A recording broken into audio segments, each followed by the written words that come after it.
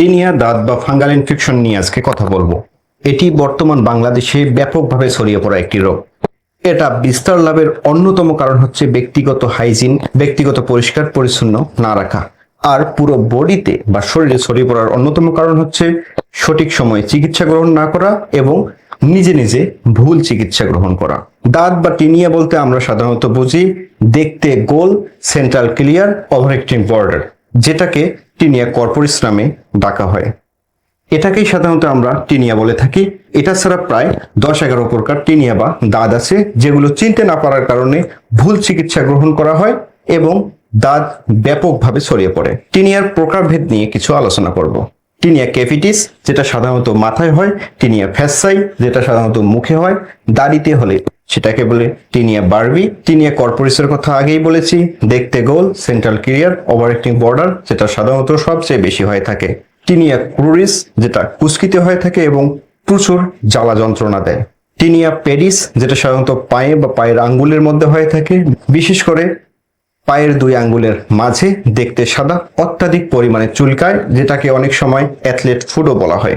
এছাড়া টিনিয়া আঙ্গুয়াম, যেটা আঙ্গুলের মধ্যে হয়। টিনিয়া মেনুয়াম, যেটা হাতের তালুর মধ্যে সাধারণত হয়ে থাকে এবং হাতের চামড়া ধীরে ধীরে উঠে যায়।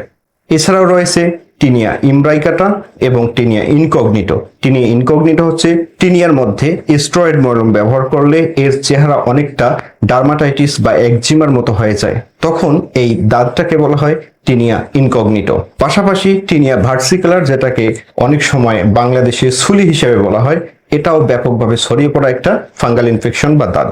এবার আসি চিকিৎসা সম্বন্ধে। প্রায় সকল টিনিয়া বা দাঁতে একই ধরনের চিকিৎসা পদ্ধতি অবলম্বন করা হয়। স্কিনে ব্যবহার করার জন্য অ্যান্টিফাঙ্গাল অয়েনমেন্ট বা ক্রিম, যেমন লুলিকোনাজল। মুখে খাওয়ার জন্য অ্যান্টিফাঙ্গাল ক্যাপসুল বা ট্যাবলেট, যেমন ইট্রাকোনাজল বা টার্বিনাফিন। পাশাপাশি সচরাচর ব্যবহার করা সকল প্রকার সাবান, শ্যাম্পু বাদ দিয়ে কিটোকোনাজল শ্যাম্পু শরীরে এবং মাথায় ব্যবহার করার জন্য বলা হয়, বাজারে যেটা ওডিসি শ্যাম্পু হিসেবে পরিচিত। যদি ফাঙ্গাল ইনফেকশন নখের মধ্যে হয়, অর্থাৎ টিনিয়া আনগুয়ামের ক্ষেত্রে এক্সট্রা একটি মেডিসিন ব্যবহার করা হয়, যাকে বলা হয় নেইল ল্যাকার। দাঁত থেকে মুক্তির জন্য এসব ট্রিটমেন্টের পাশাপাশি ভুল চিকিৎসা একদম ত্যাগ করতে হবে, যেমন স্টেরয়েড মলম কোনোভাবেই দাঁতের মধ্যে ব্যবহার করা যাবে না। পাশাপাশি ব্যক্তিগত হাইজিন, নিজের কাপড় চোপড় অন্য কারোর সঙ্গে শেয়ার না করা, অন্যের কাপড় চোপড় নিজে ব্যবহার না করা, ব্যবহার্য কাপড় ভালোভাবে গরম পানিতে দিয়ে লন্ড্রি করে তা ব্যবহার করা। আজকে এই পর্যন্তই, ধন্যবাদ, আসসালামু আলাইকুম।